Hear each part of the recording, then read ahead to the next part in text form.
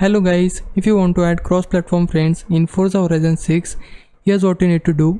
Basically, the game uses the Xbox system for multiplayer and friends, so you need to use either the Xbox console or the Xbox app on PC to add people.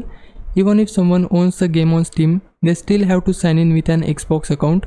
Because of that, Steam players are also connected through the Xbox app when it comes to friends and online features.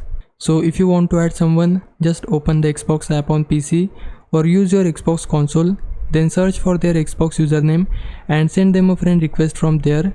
The good thing is that the friend list is shared across both Xbox consoles and the Xbox app on PC. So for example, if you add someone on your console, they will also appear on PC automatically, and the same works the other way around. That means you can easily play with Xbox players, PC players and even Steam players as long as they are connected through Xbox services. And that's pretty much it. Leave a like and subscribe my channel. For now, thanks for watching.